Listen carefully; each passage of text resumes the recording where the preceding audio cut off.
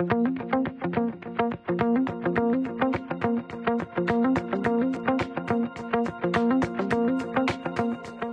next panel will pick up a little bit on some of the topics that we touched on in this one, continuing the idea of industry-academia linkages.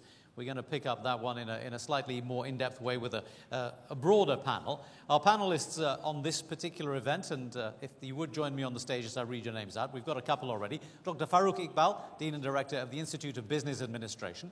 Helmut von Struve, if you would join us, please, Managing Director of Siemens Pakistan Engineering Company Limited. Agha Zafar Abbas, Chairman of Kansai Paints. I'd like to see you as well. Dr. Amjad Waheed, Managing Director of NBP Fullerton Asset Management. Talib S. Karim is here. He's the President of the Institute of Business Management. And moderating this discussion and this conversation today, Syed Vikarul Islam, who's the CEO of Jaffa Business Systems. Gentlemen, the dialogue on industry-academia linkages. Okay, so this session is about industry-academia relationship and partnership, and it's a topic which I think has been discussed, debated, possibly talked about for years, and we'll try in the next hour or so to attempt to see what has been done. Where are we? But more importantly, what can be done to move ahead in this incredibly important space. Peter Drucker, I remember, once said that marketing is about knowing the customer so well that the product automatically fits the customer and sells itself. Now, there is a lot of wisdom in this small sentence that I spoke about.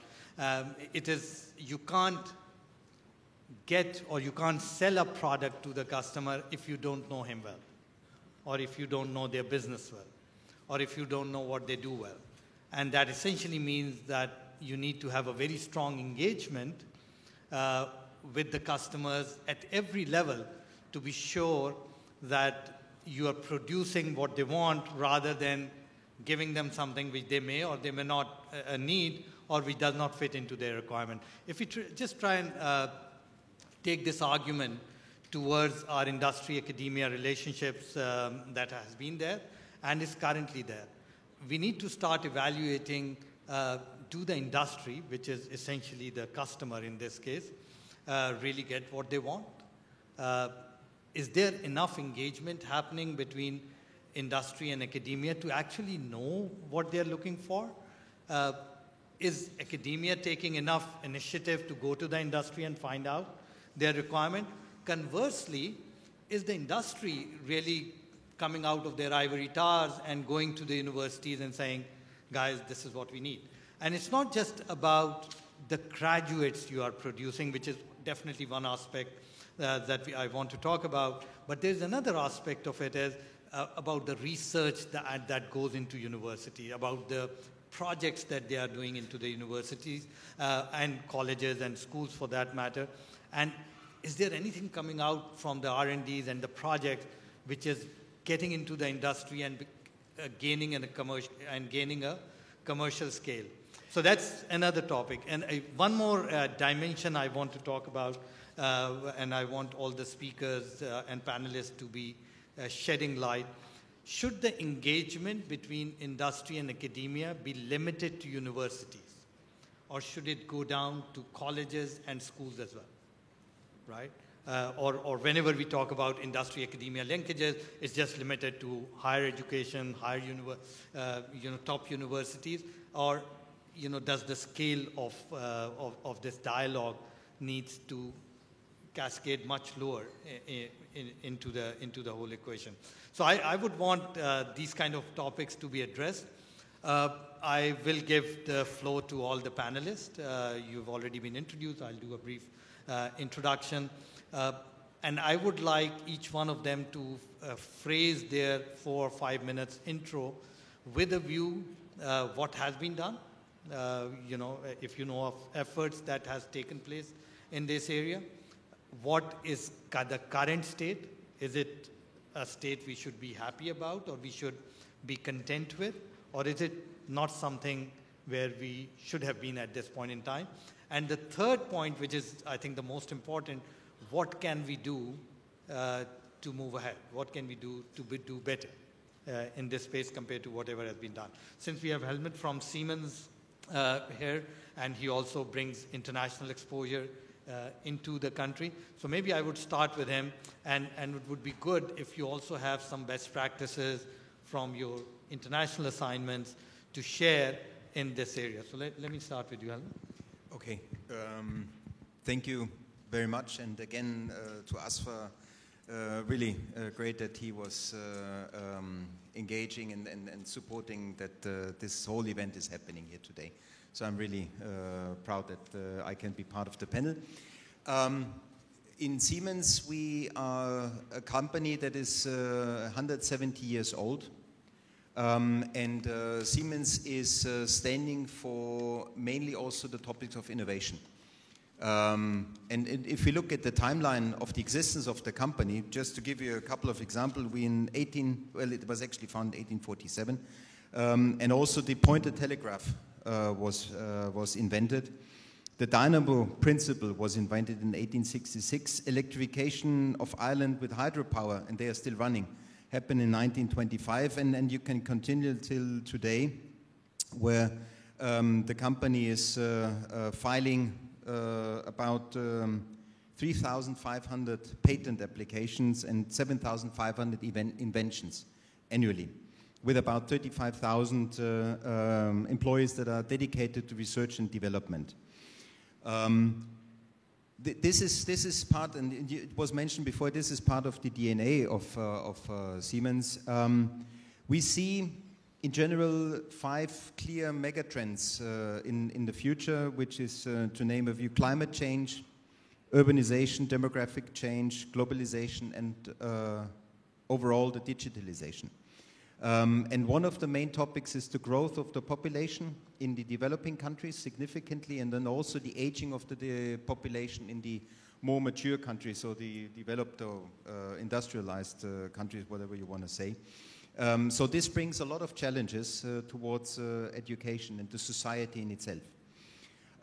We have a slogan, we call it Ingenuity for Life, with engineering, genius, curiosity, all these topics. And this stands for us seeing that our main topic is creating actually value for our customers, for the employees, and also for the societies. And again, coming back to a topic that has been previously addressed in the previous session about sustainability, Siemens is a clear supporter of the United Nations Global Compact goals. There are 17 Sustainable Development Goals. If you look at it, one is the quality of education, the other one is decent work environment and growth, and the other one is industry, innovation and infrastructure.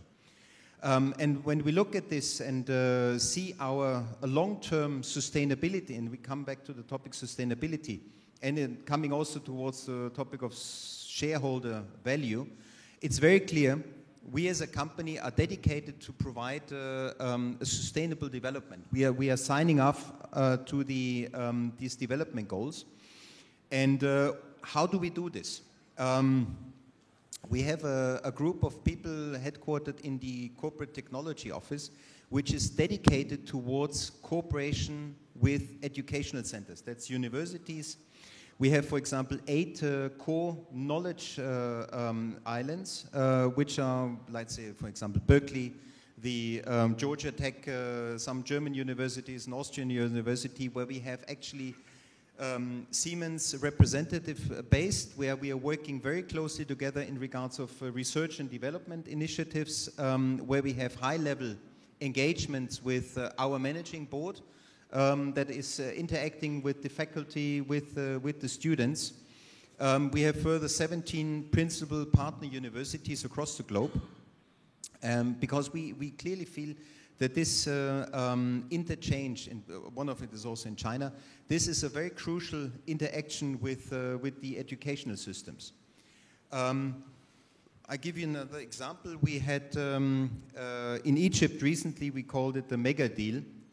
We signed off the biggest deal in the history of Siemens, and with it together was a clear responsibility that we took to develop the working environment in Egypt. So we we are working together with the Ministry of Education by providing a higher technical institute, which is giving a 2-year mechatronic qualification to young ladies and gents. And further on, together with the German Ministry of Cooperation and supported by GIZ, we have spoken about it earlier, German Cooperation for International German Society for International Cooperation, we are having up to a 1-year specific industry training. So this is over the term of 4 years, we are educate about 5,500 technicians in regards of energy, specifically energy, because this is one of the main areas that we are covering. Latest technology, virtual reality, welding technology, and so on, to make them fit for the future and to also make them employable, and give them an understanding what is happening in the future. How can they address the needs of the workplace? And this is something which we not only do, let's say now in Egypt. I took this example because this is very close.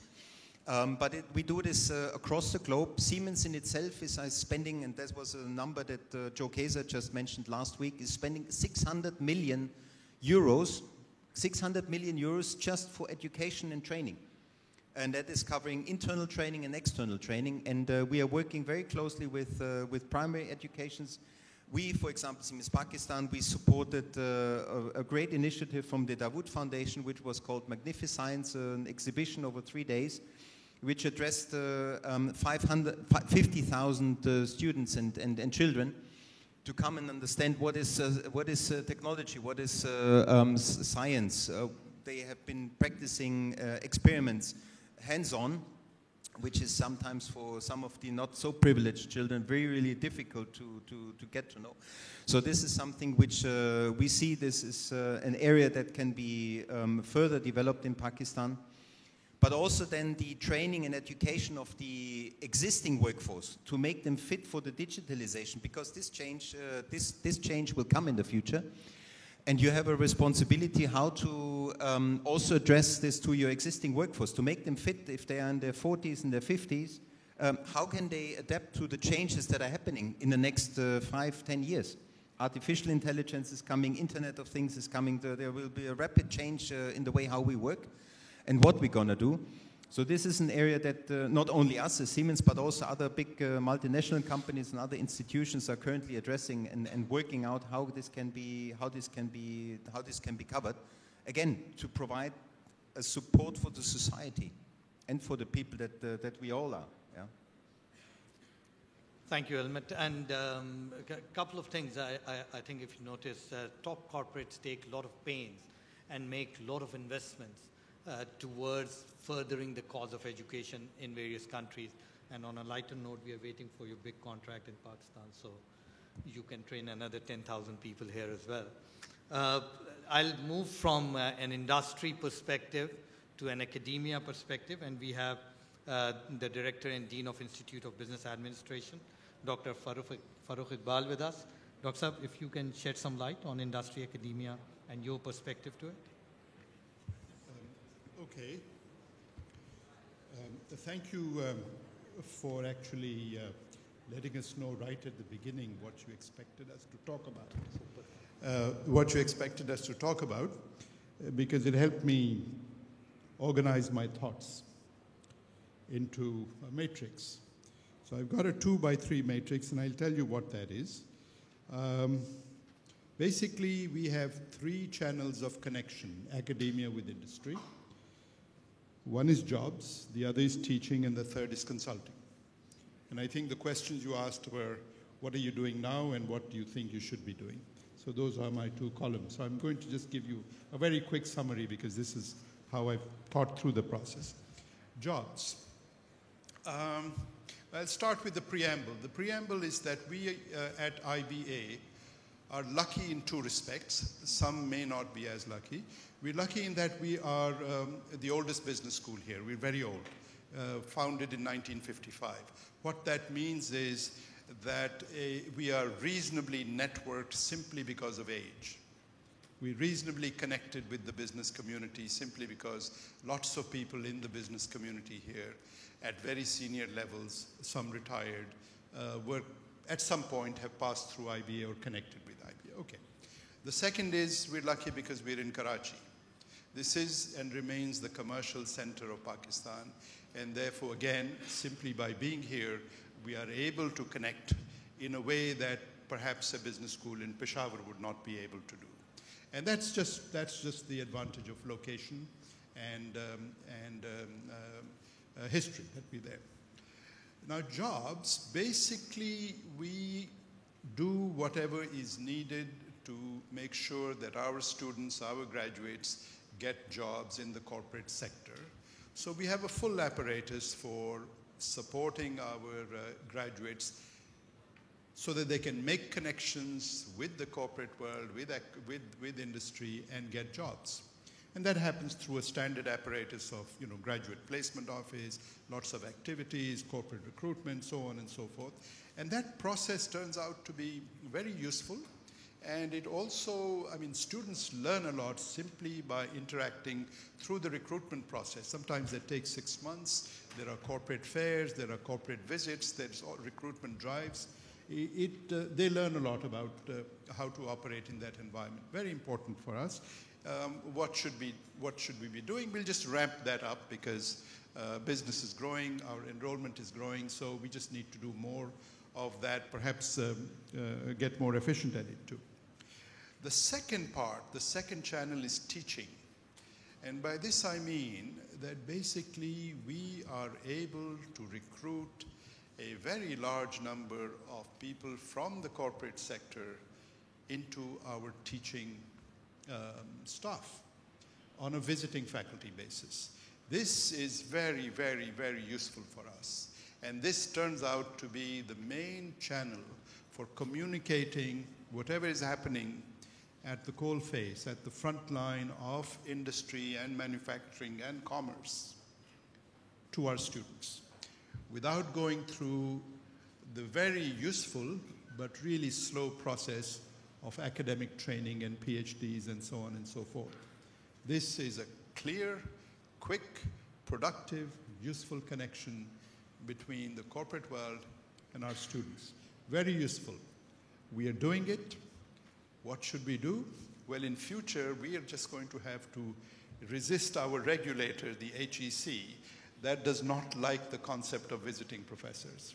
They do not like the concept of visiting faculty. They do not like the concept of faculty who do not have PhDs. It is simply, we have fallen into a situation in higher education regulation in this country where the regulator is simply trapped in a cycle of professionalization without thinking about what it really means and whether it's really necessary. I don't know how many of you have to deal with that. It's perhaps the curse of any profession that seeks to protect itself. They simply become more and more deeply professionalized. So HEC tells us, no, your professors need this degree, these courses, this sort of research, and so on and so forth. Those of us who are actually working in the business can quickly tell academic value. When we see someone from the corporate sector who knows the business and can communicate that decently in some articulate fashion to our students, we know that's all we need. We don't need to look further into whether the degree is a PhD or whether research papers are, and so on and so forth. So that's what we need to do. I have a plan for that. This requires constant engagement with the HEC. That also is a feature of the life of higher educational institutions here, that you have to deal with the regulator. The last channel is consultancies. And this is very interesting. We do not really engage with Pakistani industry, the Pakistani corporate sector, in consultancies. This is a missing link. I don't know why that is. I have a sense that the Pakistani corporate sector does not believe in giving money for advice. It believes in giving money for services, for products, but not for advice. Advice is just a different category which many people just feel can't really be worth much, right? I could have figured this out myself. What is this person telling me that's really so valuable? As a result, I think the consulting business here, narrowly defined as advice rather than some product or some teaching or training, doesn't seem to be well developed. McKinsey is here, but I'm wondering what they will be doing. Perhaps I'm mistaken. Perhaps they'll do a lot, but I'm still wondering what they will be doing. I know they're here. I know they even recruit at IBA. I wish them well, but this is a mystery sector to me, the consulting business. What shall we do in the future? I'm just going to keep asking people why we don't have a consulting industry. Thank you. Thank you, Dr. Farooq. So one thing is obvious, that HEC needs to start reading Peter Drucker. So they know that. Yeah, we'll come to that. I just want to make sure that we go over the first round and then we'll come to that. I like your 2x3 matrix. I like the fact that you emphasize teaching, jobs, and consulting as three key dimensions that needs to be looked at. But IBA, we must also acknowledge, is in a very different position, being the having attained the kind of position that it is in, that it can attract that industry linkage in a much different ways and in a much more engaged way than possibly what many other universities or educational institutes around the country are able to do. So I would appreciate, while we go into Q&A and other discussions, a more broader perspective as well on industry-academia linkage. That would be appreciated. Let me move to the industry again. Okay. So we have Agha Zafar Abbas, Chairman Kansai Paint, to give his opening remarks on this interesting topic. Thank you, Baka. You see, what happens is that whenever we start discussing the academia and industry linkages, our mind takes us to PhDs where they are getting some grant from somewhere and doing some research work and coming back to the industry with solutions and things like that. I think, yes, this might be happening for maybe 2% or 1% of the students in this country. But our problem is much deeper. I'll take it from where you started off, that is it happening at the school level? Is it happening at the college level? Is it happening at the beginning of the university? Take, for example, when the student in Pakistan completes the first 10 years and he belongs to a small district, parents are not that well educated. So what does he do? He got three options. Opt for pre-medical, opt for pre-engineering, or if you haven't got enough marks, then go for liberal arts. That is the standard. Even if you dare, in this age, you go to any village, any small district, anything, that is still happening.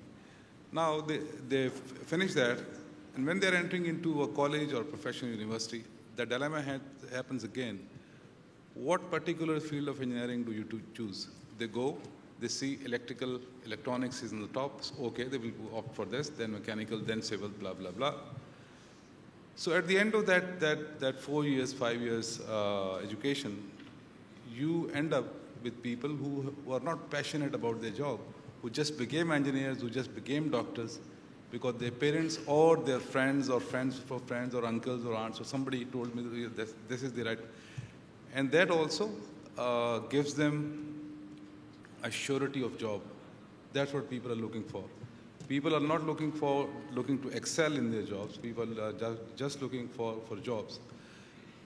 The final stroke happens when, in any university, they spend 4 years, and what is taught to them is history and social sciences a bit, and physics and chemistry and mechanics of science and all those things.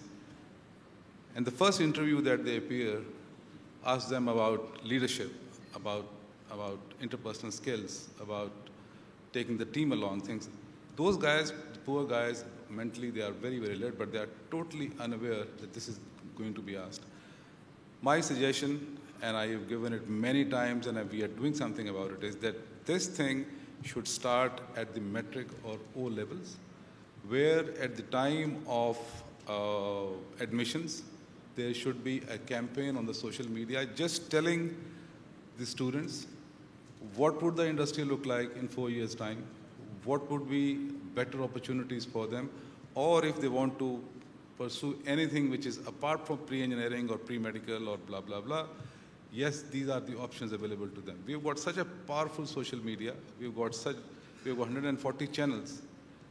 If we even utilize 1% of that time, and industry has got a lot to do over there, because it is them who are going to tell the academia that these are the industry trends, this is where it is going to be, this is what it looks like, these are the options which people have. So I think that linkage which you're talking about should not be constrained up to only the PhDs where they are making research and things like that. Finally, I would like to respond to what Dr. Saab said, the issue of consultancy. You see, the problem is there's a huge trust deficit. If you ask me today that why don't you hire a couple of people from some university and give them a job, yes, we keep doing it. It is happening a lot.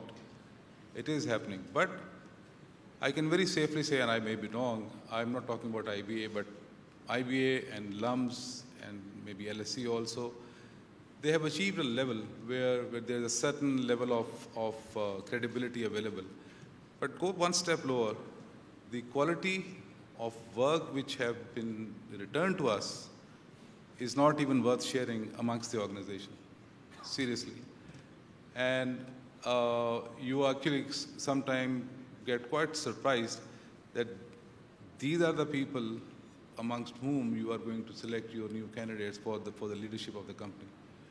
So things are not that good at that level. Minus 2 or 3, 4 maybe good institutions.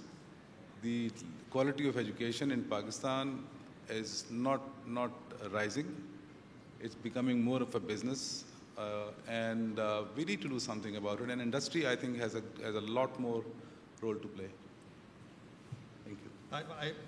I think Zafar Saab is raising very strong points. The point about the fact that the engagement needs to be at a much lower level, and our mind needs to go beyond just focusing on the universities, and that too, just few universities, right? So our engagement is way too at a high level. The second point he's raising is also about quality of the produce, or quality of what is being produced beyond the 3, 4, 5 top names that we are all aware of in multiple disciplines. So that's also another subject. And I think the third point, which is also very pertinent, and I would want during Q&A session to go deeper into it, who needs to take that responsibility? Should academia come to industry more and engage more, or should the industry take the initiative and be with the academia a lot more in giving their requirements and helping them in developing curriculum, training students to be prepared for what is going to come in future? So that's also a debate that I would want to have during a Q&A session. So let me just, again, move back to the academia.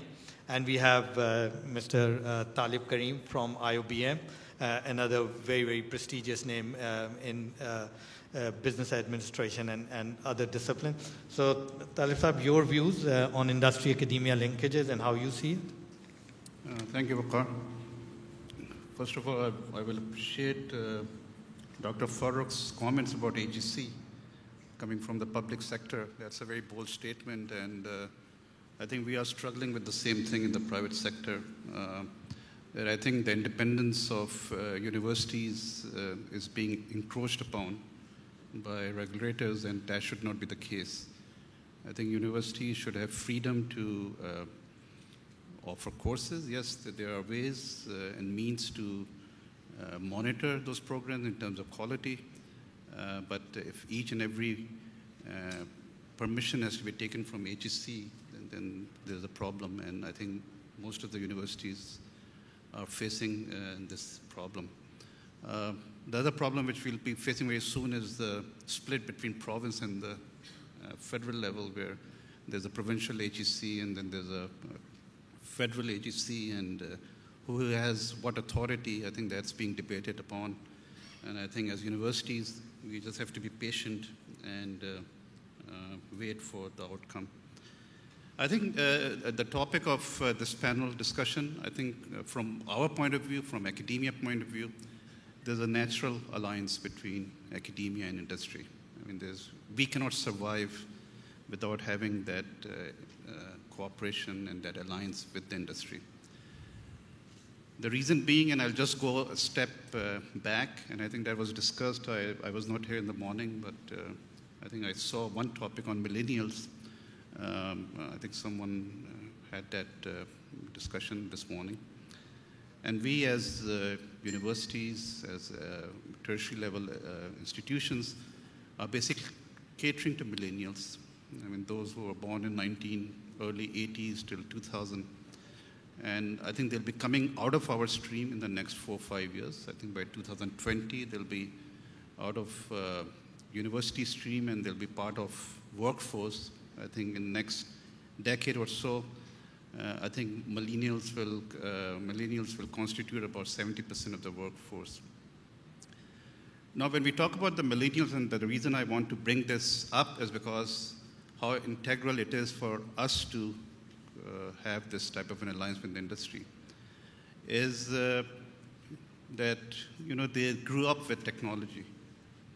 I think someone asked me, I think I was talking to Dr. Farrokh just before this session, I said that problem is that technology is very exponential in growth, but we are very linear, and we are trying to catch up with technology, but we are still behind in that. So if we look at the attributes of millennials in terms of their independence, in terms of their multitasking, in terms of their no boundaries, no hierarchies, things like that. These are the attributes which have been gauged through various research that has been done globally in various countries. So that very passive type of teaching that used to take place maybe 10, 15 years ago in universities, that is gone. I think there's a learning pyramid. I think most of you must have seen that. And that is about millennials' retention. And interestingly, if we go through the passive teaching, the retention for them in terms of lecture is only 5%. And I think we are used to that when we were growing up as baby boomer era, that lecture, that's what happened, that a teacher will come to the classroom and give a lecture and that's it. In terms of audiovisual and demonstration, 20 or 30%. Now in terms of more participatory type of teaching methodology according to this pyramid, group discussion, the retention is about 50%, practice by doing is about 75%, and teaching others, that is giving them the leadership role, is about 90%. So if we concentrate on these 75% and 90%, this cannot be achieved without having industry linkages. So if you talk about practice by doing, you can only achieve that if they are out working as students with the industry.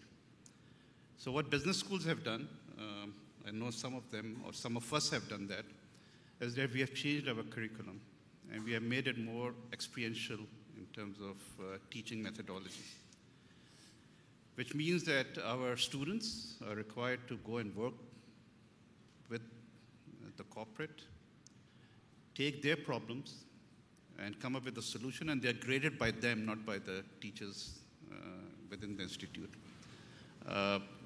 So it can be, problem can be finance, can be HR, can be marketing, can be sales, can be supply chain. And a team of 5 to 6 students will go and work with them and look at the problems and come up with a solution. So that's one engagement in terms of industry engagement. I see Mr. Khalid Awan sitting here. We have worked with, our students have worked with TCS in about 4 to 5 projects.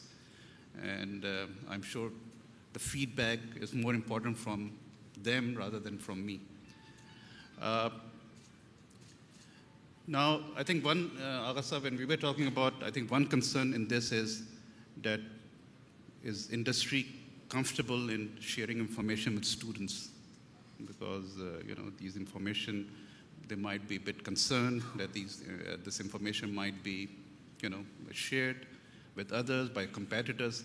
And that is a, valid concern that, and we have to, and our students are required to adhere to those ethical values and ethics and not share the information. So far, the 250 projects that we have done, I think we have not received any complaints so far, and hopefully we will not, because the success of this will depend upon the ethics of our students.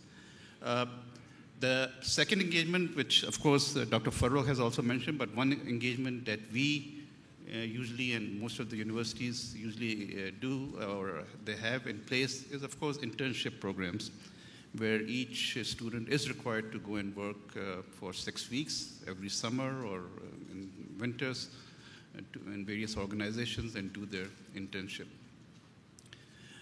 The third engagement, which I'm a very strong advocate, and I'm glad that Dr. Farrokh has also mentioned that, is that whether an MBA or someone with a business degree with corporate experience is more suitable as a faculty member in a business school or a really pure PhD in academics. And I'm a strong advocate of the first group.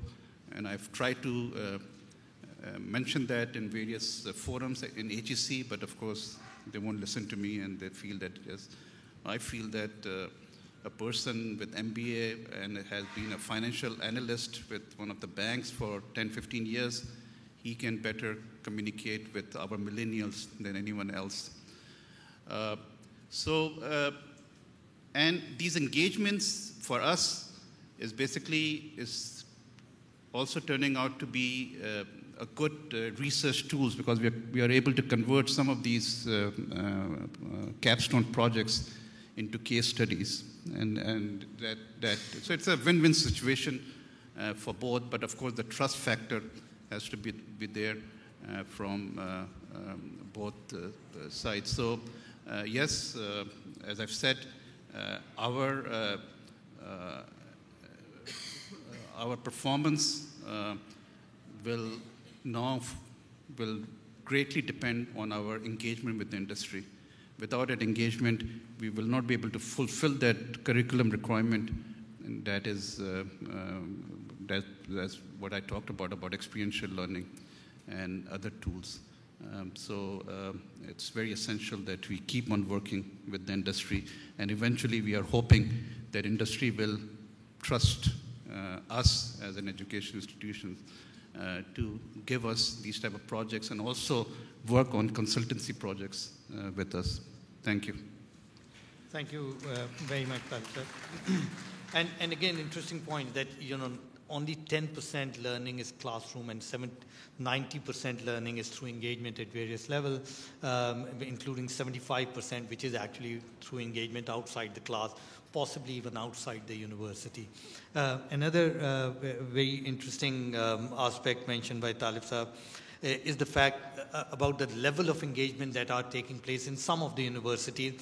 Whether it's ubiquitous or not is something we can always debate, but about having working on projects like the example that you gave with TCS, visiting faculty from the industry to come and talk to students, which from a millennial's perspective is a lot more practical rather than learning from someone who's possibly always read the books. And third is, of course, the internship.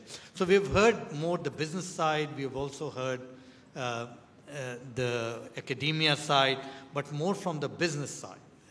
All four discussions have been more focused on the business world rather than on anything else. And let's bring another interesting dimension into the discussion as to what's happening in the healthcare industry and what's happening in the world of medicine.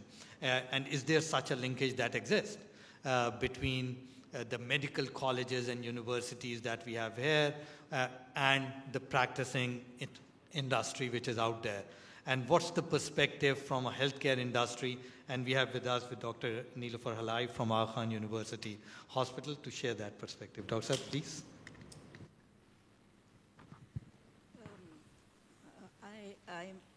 I must appreciate Aga Sahab.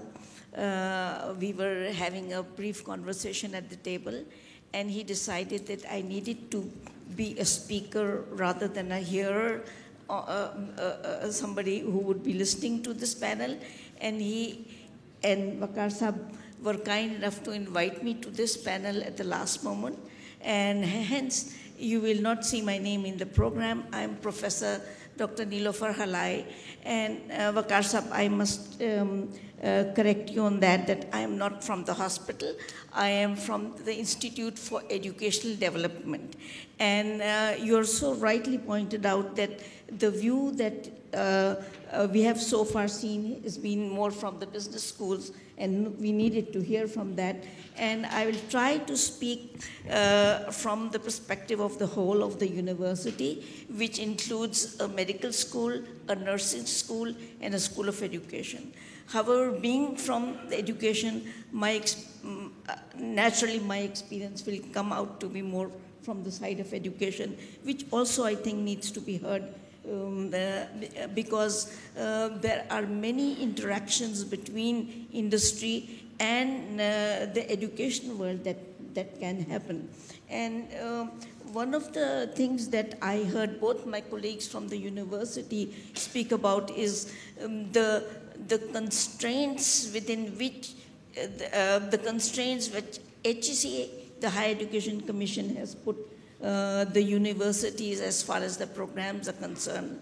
And the Aga Khan University also, of course, has to work within these constraints, but we have tried to work with HEC to influence and shape some of the policies. And we may have not been successful in every instance, but in many instances we have in fact given very, very strong evidence-based and have in fact influenced some of the policies, though I agree with my colleagues not to the extent that we would have liked. And I also heard Aga Sahab say that the industry can play a stronger role.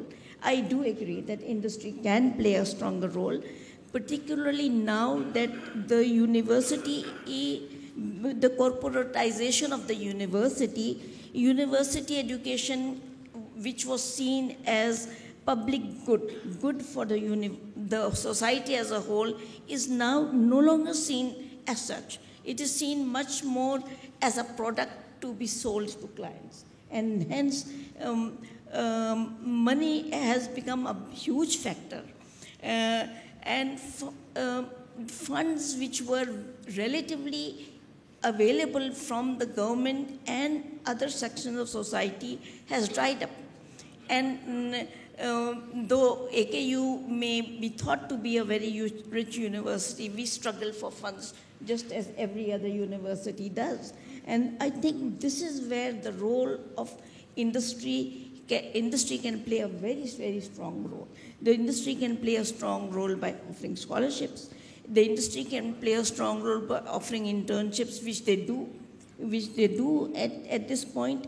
And an area where the university where I work has been very strong on is undertaking, interacting research and professional development.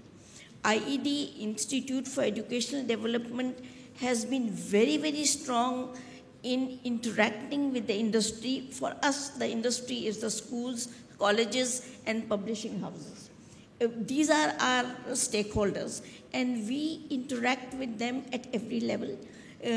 Our programs, our certificate programs are 50% placed within the schools. What that means is that if a teacher or a nurse or a doctor comes for professional development to obtain a certificate in science education, by the way, I have a PhD in science education. I am a science educator. That means how to teach the sciences from class 1 to the doctoral level. And we take our students into the schools. As soon as we take them to the schools, there is a linkage and a partnership created with the schools. So this is helpful. However, even then, education is a field which lacks, there's a paucity of funds. The teachers who need professional development sometimes cannot afford to do so. Also the process through which the funding, international funding comes to universities have changed. Now, at least for the developing world, the thinking is that most of the funding should be routed through the government. Previously, we did, and we still, to a small extent, do get a lot of funding directly from international agencies. Now, much of it goes to the government. And therefore, this is where the industry can play a part in supporting the universities in the three ways that Farooq Saab has said: jobs, teaching, consulting, but research and professional development of people already out there, doctors, nurses, teachers out there for 15 plus years now need to update their knowledge. And when they come back to us, we offer very, very different stages, from certificates to, and at all levels, at all three schools: certificate programs, advanced diploma programs, master's degrees and PhDs. At every level, those who aspire for our programs struggle for funding. And I think this is where the industry can help us. And also, now technology has had a big impact on education. And I don't think so that we in the universities are changing fast enough to utilize the opportunities that the new technology offers. Particularly, Aga Khan University is, because of its placement in 3 continents, Africa, Europe, the UK, and Pakistan, we almost have had to explore technology. For instance, I am a science educator, and it is very difficult to obtain science educators in East Africa. Hence, it is through technology, through Moodle, which is a free software available, no cost involved. Through use of Moodle, I can teach a class sitting here in Karachi and in East Africa. So at this point, we are not as proficient as we would like to be. But this is where industry and particularly the technological industry can support universities. Thank you very much. Thank you. And again, you brought in another interesting dimension of funding and what corporates can do. And Helmut was speaking earlier about the fact that Siemens dedicate 600 million euros for education, not just for its employees, but also working with universities and the kind of linkages. And this is what top corporates do around the globe, and that's how linkages are created. So I based on these opening remarks from everyone, it is obvious to me that the industry-academia linkage is not where it ought to be. It is also obvious that possibly there is a trust deficit between both. And also, I just sense that possibly both are waiting for the other one to take the initiative to start this program or to start this engagement more strongly. Dr. Farooq, if I may come back to you and ask you, is there a silver bullet where we say we do this and suddenly industry-academia linkages will expand? Or are there 1 or 2 or 3 key steps that academia can take and industry can take which will help us to go to the next step? Whenever a question is asked about a silver bullet, the safe answer is there is no silver bullet, right? So I will first give you the safe answer. There is no silver bullet. There are 2 types of academic enterprises that are best suited for interaction with industry. One is business administration, all the subjects associated with it, and the other is anything having to do with science and technology. The whole Silicon Valley thing is, made possible because there's a core science that flourished in an area, and it combined with innovative risk-taking venture capital types of arrangements, and created a transformative sort of revolution for the world. Pakistan can certainly establish that science university to business connection.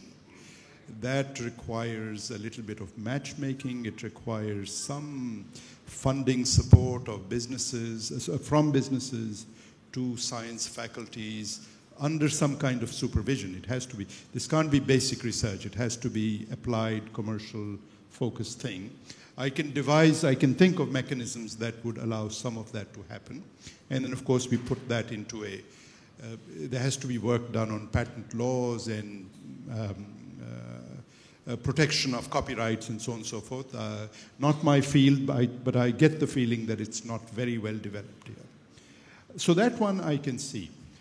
Business administration, which is mostly management advice, and why aren't businesses and business admin schools better connected on the advice front? I'm just flummoxed. I don't know why. I would just have to keep asking and figure out. It may be from the demand side, as I said, the corporate sector just doesn't want to pay for advice. It may also be from the supply side that really there's not that many good people out there, so nobody wants, services from them. I just don't know the answer to that. But I think there is something that can be done on the science side, which is not yet being done. The traditional methods that have been tried here are government methods, PCSIR and various organizations. They quickly become bureaucracies and nothing really happens. I think somebody should work out a mechanism for the private sector to connect with cash and say, look, if we can get this thing done, if we can get this technical problem solved for this industry, whether it's automobiles or something else, I don't see why not. And I think, it's a very strong point and something in my view which needs to be taken forward. Of course, we cannot solve this problem here. But I would maybe recommend Asfar if he's here. If not, then that somehow we create a forum where we take this dialogue further as to how some of the ideas Dr. Farrukh is mentioning, we can take it to the next level.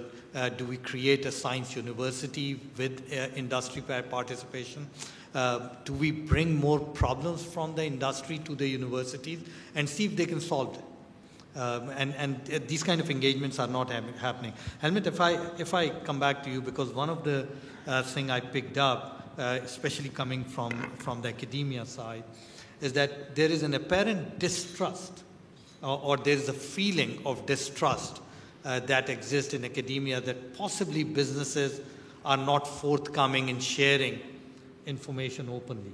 And that may be a reason why things are not gelling together as well as they could.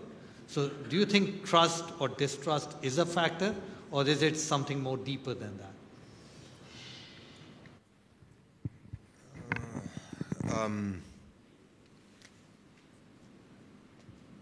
Let's put it like this. We have been, and we are still working very closely with the universities. That's why I mentioned we have these centers of competence that we are doing together with target universities, and this is built on trust.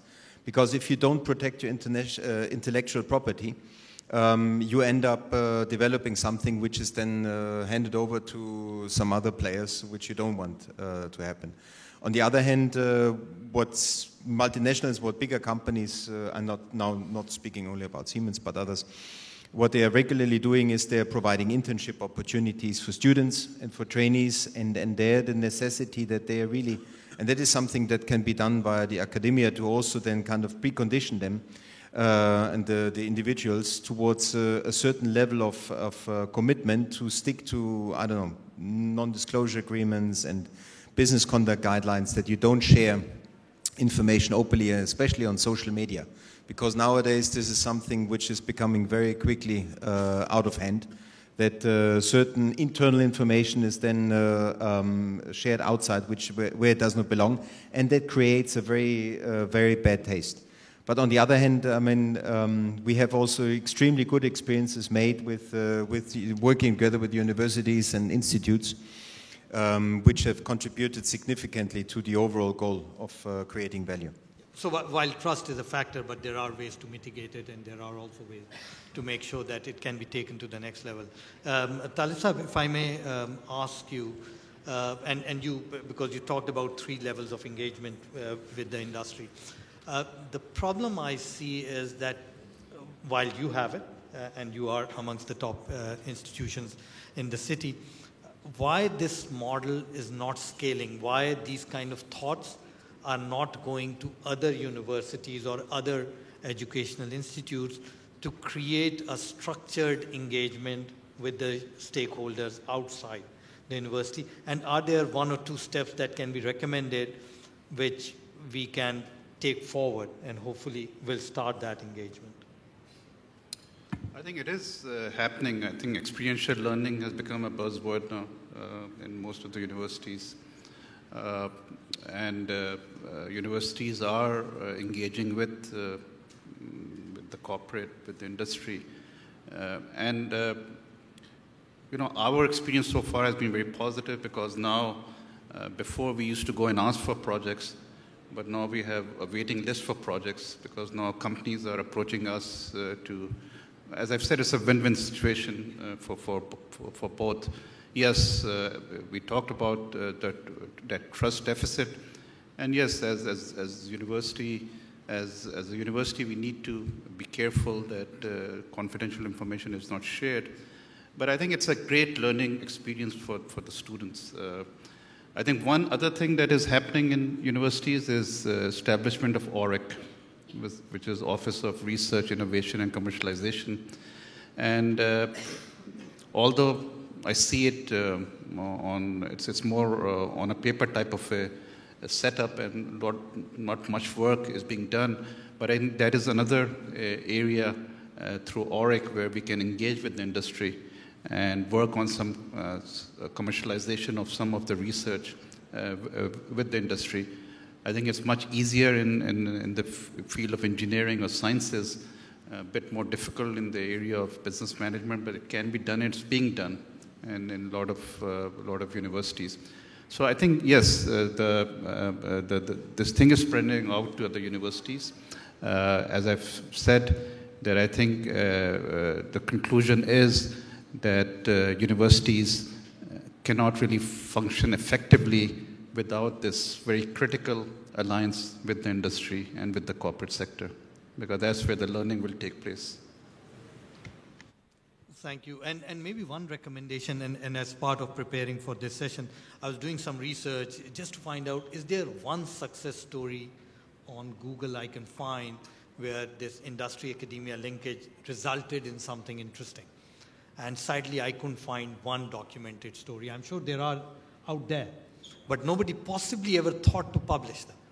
And it may be an idea, and IBA and CBM and AKU can definitely take a lead, that where some successes have come out. Hopefully it will motivate and inspire other institutions to take that forward as well. Aghasab, if I may come back to you for the last question, and then we'll open the floor for people to ask questions. Since you mentioned about the engagement needs to be way below just the university and academia, it needs to go to the schools level, preparing students for the world to come, which is much tougher than whatever they've experienced. Industry has limited bandwidth, right? They're all busy in their businesses, in day-to-day challenges, dealing with all the taxation issues day in, day out. How do we create a model, or is there a way to create a model where this engagement, even if little, at least starts to go down to a lower level? And I can share a very quick example of Citizen Foundation School.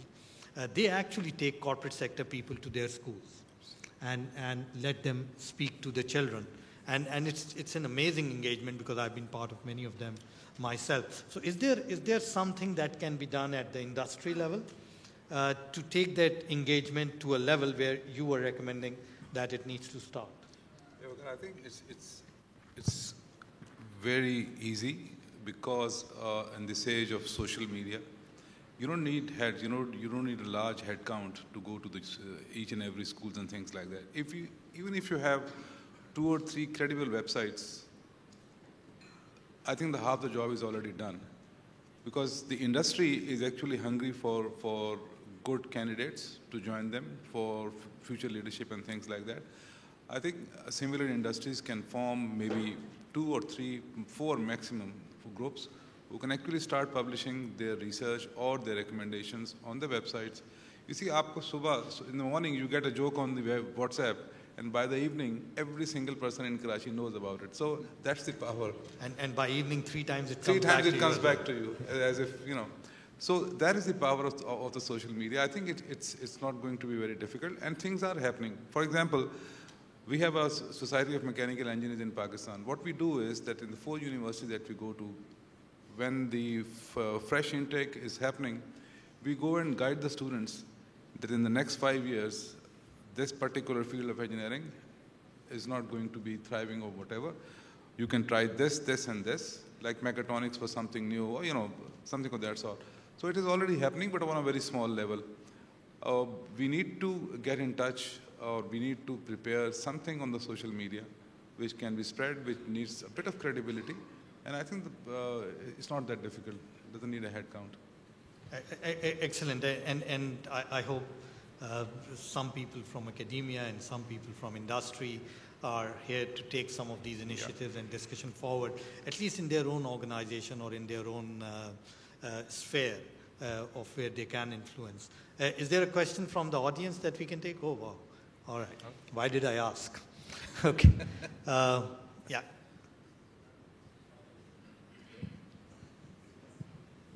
Ji Shahid sir.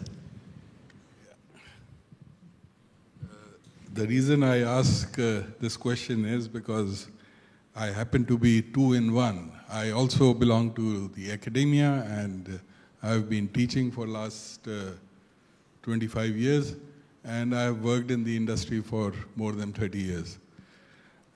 Actually, my question is to the industry, and I wish I had another life, and I would be a better CEO than I was in the past. And if I look at... And you are being humble. If I look at, what happens in a typical company, it's happening everywhere. I'm sure it happens in US and Europe equally, that if you look on the productivity frontier, it's only the 20% employees, 10 to 20% employees, who contribute 80% to the productivity. And if you watch their behavior very carefully, you will find they have all the characteristics of an entrepreneur, all the characteristics. And if they go out, they would be very successful in their own business. So there is a learning lesson there. So that means the rest of the 80% of employees are in a comfort zone. Yeah? So they are not behaving as entrepreneurs. Now the question is whether they can become entrepreneur. Yes. All things point to the fact that they can become entrepreneurs. And so that's why I feel that it's very important for the industry that to carry out, to be more productive, they have to change the mindset of their employees, right, who are not performing well. And if you are able to carry out even 20-30% improvement over there, you will see a big increase in the productivity. Now, this is my observation. It's based on my experience in the field and, my experience with IBA, Dr. Farooq, that if we do some kind of, industry academia linkage and bring these employees onto an entrepreneurship program, which is very well designed and made in such a way that it develops the mindset and makes them have more entrepreneur competence. Yeah. So if I understood the question correctly, what you're saying is that productivity is a challenge in organization, and is there a way industry goes back to academia to develop a program to enhance productivity of non-performing or less performing employees? Helmut, you want to take it? Just a comment on that one. I mean, 20% of your employees, the 80% not working, that would be a bit difficult to sustain a business. But what is very true is you try to make sure that your employee and your staff is continuously engaged. And what we are, for example, doing, and obviously other companies as well, we are measuring this engagement level with our team. And we measure how much are they engaged, how much are they interacting, and what can we do in order to raise this engagement to a level where they really feel the purpose of being in the company. And one of the things that we have seen is you give your team member a purpose, and you see what value he can create. And we see, and now I'm talking about Siemens, and that's I mentioned before as well, this Ingenuity for Life, we see our core value in creating value for the society, doing something good for the society. And this is something that especially throughout the generations, but also for the millennials and for other younger generations, this is a purpose that a lot of them are aspiring for. They want to do something which creates value and where they can also then give something back.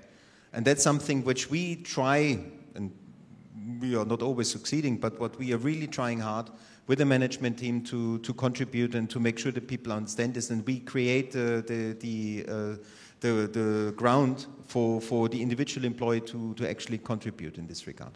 Thank you. Yeah. Just to answer your question also, if you heard Mr. Khalid Awan, I think that's what they are practicing in TCS. They have actually brought up entrepreneurs out of people who are doing the job over there.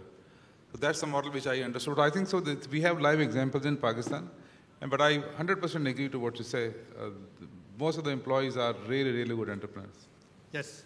Assalamu alaikum ji. This is Waqas Tamimi from Deloitte, Pakistan. I just want to understand, and thank you for such an insightful discussion about industry and academia linkage. I just wanted to understand in my slight menial sort of exposure with kids at schools, since I go to TCS schools and talk to kids of small classes. And I have also been had the opportunity of speaking to the students of some senior classes at one or two universities. What my personal observation is, and what Khalid Saab has done, I'm just trying to connect the dots and trying to understand where, and please help me out in understanding that. When I go to schools, at smaller schools, and I talk to kids, I get very creative answers, very original answers. Sometimes they are startling. The responses are startling. When I go to universities, their participation is very low. I get very dumb answers. In the process, I think the kids from lower classes and getting to the higher education, I think the kids are losing somewhere their confidence of what they want to do, what they actually wanted to do. What Khalid Saab did, he had informed that he had created entrepreneurs out of his company. He had given back them the confidence that what they are doing, and they should believe in it, and this is theirs, and what everybody.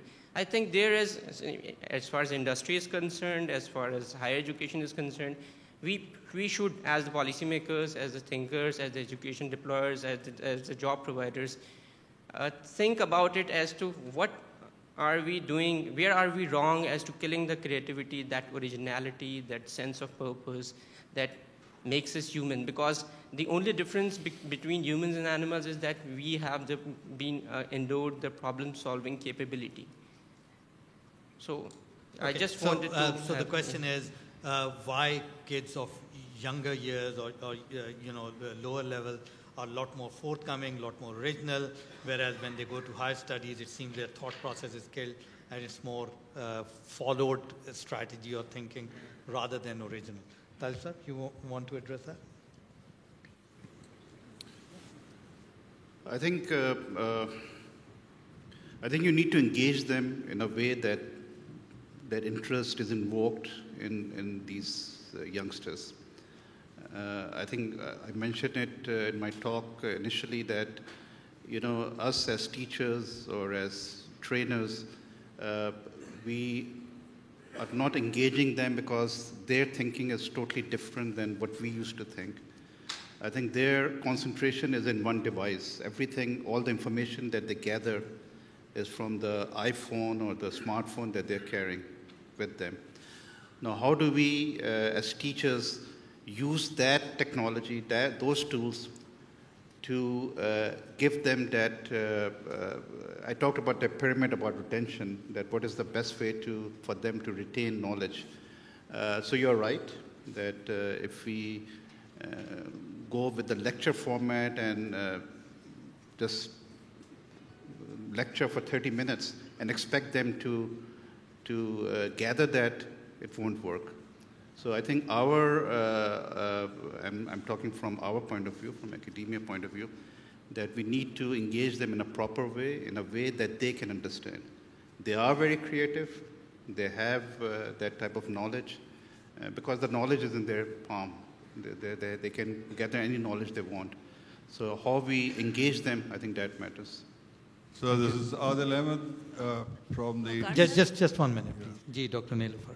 Waqar Sahab, I agree that our kids are so creative and some of the responses floors you, but as you go higher up, some of that creativity is squeezed out of our students. And that, I think, because the tail wags the dog, the assessment systems which are in place are so rigid and so strongly encourage rote memorization that's all the response that the students can give. Whereas up till the 8th grade, relatively the students are free in their own systems and hence have that creativity. Okay, I think one of that rigidity of our assessment systems have to be released. I'm constantly reminded that we are running late, so I'll take just one last question. Right. Yes, my name is Adil Ahmed. I'm with the TCS Connect Corporate Magazine and class of 1978 at the IBA. And my 3 very short questions are for Dr. Farrukh Iqbal. Ek to ye hai ki has the power of the alumni been sufficiently leveraged in plugging the resource gap? The second is the move away from producing business managers to producing entrepreneurs, as evidenced by the Center for Entrepreneurial Development. How successful has that been? And number 3, given the reality of CPEC, has the IBA created linkages with its next door neighbor, the Confucius Institute? Thank you for those 3 questions. I have answers to all 3 of them. But let me start with Confucius first. The answer is yes. We have an MOU. We have been training IBA students in Chinese for the last 5 years. And roughly about 125 students in the BBA group choose Chinese. We offer Chinese, Arabic, French as options. Lots of people, for some reason, choose French. If it were up to me, I would make Chinese mandatory, but it's not up to me. I have to talk to HEC about that. They could make it mandatory. Anyhow, so that's good. The second question you had in the middle was about business management and entrepreneurship. Basically, I don't think anybody in the world really knows how to teach entrepreneurship. We try, many others try. Everybody's got some sort of entrepreneurship program. But frankly, anyone who says we know how to train entrepreneurs, I don't think so. I think entrepreneurs are mostly born, and then through some somewhat accidental process, they become, more successful or less successful. Whereas it's a little easier to train people in how to fit into a corporation, what to say, what to do, how to plan, so on and so forth. Nevertheless, we have a reasonably successful entrepreneurship program, but it's not the type you might think. Our entrepreneurship program now caters mostly to people who are not necessarily students, who have some good ideas and who would like to get a little bit of motivation and a certain amount of training in accounting and marketing ideas and so on and so forth. And we put together a program. It is academically grounded, but it's a very different side of IBA. So let's have a private conversation if you like. I can tell you a little bit more about it. I like the program we have, but it's not an academic program. It's only 3 months. It's a certificate program, and it seems to get the job done. Now, because I've spent so much time on the first 2 questions, what was the third question? The power of the alumni. No, we are not leveraging our alumni base as much as we could, but that's something that we would like to do much more of. We reach out. I'm sensing, we get some alumni to come and teach, but that's really who's available or retired or some, that sort of thing, but there's really not. We have a mentorship program, some alumni volunteer for that. Beyond that, we don't really get much we don't get funding from the alumni. That's a very small part of our total funding needs. So clearly there's something that needs to be improved on that front. I'll take one last very quick question, no comment, just a question, sorry. And I'll request for a quick answer. You hear me? Okay, thank you very much. I'll just keep it very short and simple. So firstly, since we're preparing students for the industry, so when it comes to the curriculum development itself, how are we involving the industry into developing that curriculum that basically is supposed to prepare the students to become a part of that industry? And on a very related note, another one, I'll just keep it simple. I'll just stop there because we are running out of time. So, Talib, would you like to answer that? We have already talked about that most of the curriculum are now being designed towards experiential learning, which is basically engagement with the industry. So, yes, we are doing that. All right. So we are at the end of our discussion. I'm so happy that this agenda, this item on industry-academia linkages has been put on a mainstream summit agenda, because it is a subject which is often talked about in isolation, but it has never come out of, if you like, the drawing room talks. So I think it is an excellent effort to bring this topic, because our future will depend on how well industry and academia collaborate with each other. In this world especially, which is moving at an incredibly fast pace, literally what was current yesterday is not just not current today, it is outdated. So that's literally the kind of pace we are experiencing. And I don't think this kind of a pace has ever been experienced in human history. So the only way we can match that pace is if industry and academia come together, work together, nurture together, take our next generation forward. Thank you very much. Thank you for all the panelists for very insightful thoughts. Thank you for being here. Thank you. Please remain in place for one moment while we show our thanks in the traditional manner by giving you a small present. Moving at an incredibly fast pace. Literally what was current yesterday is not just not current today, it is outdated. So that's literally the kind of pace we are experiencing. And I don't think this kind of a pace has ever been experienced in human history. So the only way we can match that pace is if industry and academia come together, work together, nurture together, take our next generation forward. Thank you very much. Thank you for all the panelists for very insightful thoughts. Thank you for being here. Thank you. Please remain in place for one moment while we show our thanks in the traditional manner by giving you a small presentation. Khalid Awan, please join me on the stage for the official presentation ceremonies, if you would, and we'll get the items on board as well. Some photos, some handshakes, some books, and then you may be on your way.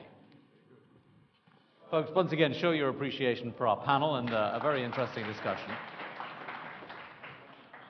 There is no particular order, as you wish, I think.